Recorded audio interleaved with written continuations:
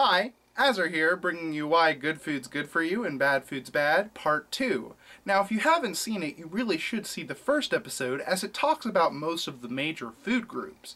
That being said, I did learn more information since making the first video, mostly because you guys linked me new scientific studies I hadn't heard about, and that's awesome. Things should be more than just me making videos. It really should be a discussion back and forth. So, before we get to new information, let's cover a few things that weren't in the first video.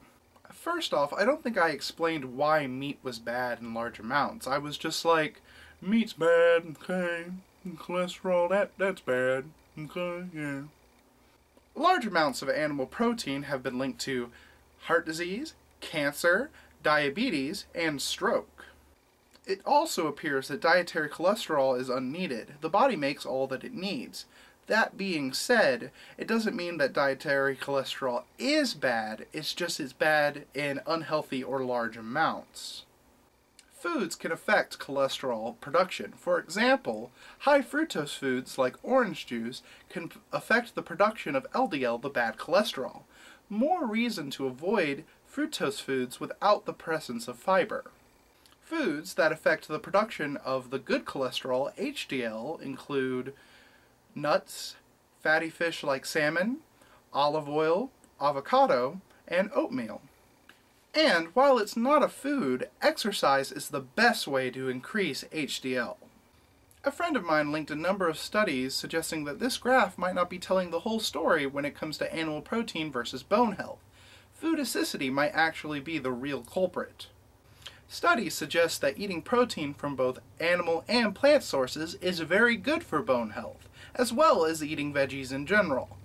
That being said, milk and cheese still produce an autoimmune response, so therefore it should be avoided, but ultimately not as bad as I thought. Now, on to new things. Let's do the bad before the good? So, let's start with salt. Now, salt is not a complete villain. It's actually needed to regulate the amount of fluid in our body, as well as run the sodium-potassium pump in our cells. The sodium-potassium pump is actually very interesting. It's the thing that allows us to transport nutrients to our cells, among other things. Also, with nerve cells, it's the thing that transports signals between them. Chloride, the other side of salt, also has a role to regulate the fluids in our body. It also has a role in digestion, the whole hydrochloric acid thing. Consumption of excess salt can lead to high blood pressure. This is a commonly known thing, but it can also lead to osteoporosis and stomach cancer. Even with all its problems, we still need salt. The bare minimum we need is between 180 and 500 milligrams, depending on the person, with the recommended level being 1,500 milligrams. With the absolute that isn't bad for you being 2,300 milligrams, but the average American eats 3,500 milligrams, which is way too much. Also, there's this myth that drinking a lot of water after eating a lot of salt negates the salt properties. While yes, you should drink water after consuming salt because it does dehydrate you, it does nothing to get rid of the salt. Think of it like this. Salt increases blood pressure in large amounts. You're then going to add more fluid to said pipe. It's going to burst. It exacerbates the problem, actually. Artificial sweeteners. Now, a lot of people eat artificial sweeteners to avoid eating sugar or high fructose corn syrup, but ultimately they're just as bad, if not worse. The problem with artificial sweeteners is that even though they are 0 calories, they still produce an insulin response. So when we drink a thing loaded with artificial sweetener like Diet Coke, it tastes sweet to us, and this hits the sweet receptors on our tongue, thus making us think we need to produce that insulin. I'm basically saying our whole body is stupid aside from our brains, and we know that's not even true for some people. Because of the insulin response, artificial sweeteners do most of the problems that I said sugar did in the previous video. Also, because people eat or drink it with a meal or slightly before a meal, it probably stores the meal faster than it needed to be. This might be why studies have shown that people get fatter when they drink diet soda versus regular soda, because regular soda actually has glucose in it. Now, this hasn't been tested. I'm just extrapolating based on the evidence. Vitamins. And I think I just offended all of the United Kingdom. Now, I'm not saying vitamins are bad for you. I'm just saying that people's attitudes about vitamins are bad because they use them as a substitute for good quality food. See, food has a delivery system that allows us to absorb and use the vitamins in it, but vitamin supplements take the vitamins out of context from that system. That is not to say we don't get anything from vitamin supplements. I'm just saying we would get more if we just got it from our food instead. Now, what vitamins are good for is filling the gaps in our eating patterns when we don't get enough vitamins and minerals, when we lack what I call food diversity. And this is something that even I'm bad at. I don't necessarily eat a lot of different things every day, every week of my life. And vitamins fill up that gap. Now, but they shouldn't be taken as a substitute for not eating healthy food at all. And now the good. Caffeine and coffee. Now, caffeine gets a bad rap because we think it's so bad for us, but it has both positive and negative health effects, and most of the negative ones just happen when we have too much of it. Caffeine may protect human brain cells as it decreases the chance of getting Parkinson's disease. Also, it restricts blood vessels, which may reduce headaches.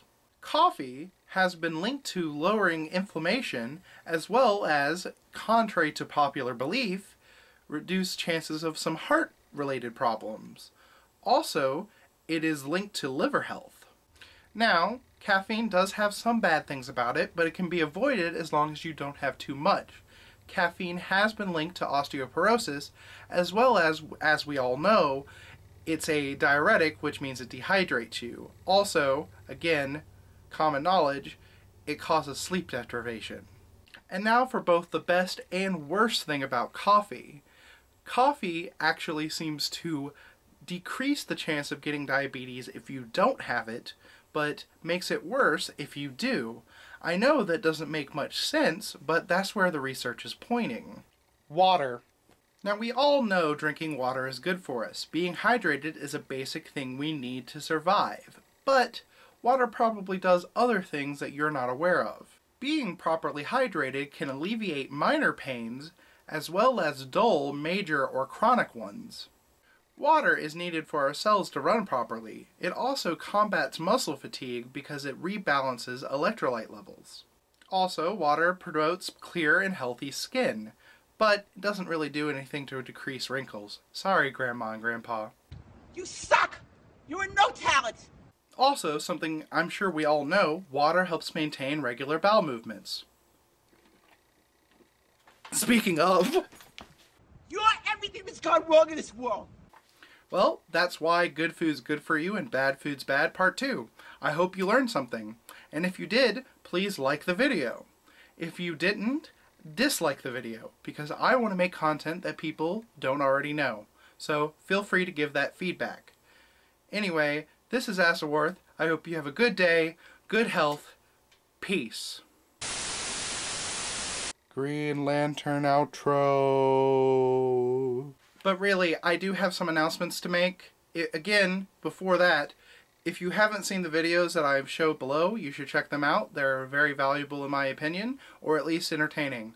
Also, I probably will be missing a video in the coming weeks because of DragonCon, but I will be making videos about DragonCon, so I hope you enjoy them. Also, I noticed that my feminism video got a lot of positive and negative response, mostly negative from YouTube, but positive elsewhere on the internet. I basically have decided I'm going to do a lecture series to explain feminism, and hopefully that will make it so everyone understands it and everyone can form educated opinions. Anyway, again, I'll see you guys later. Bye.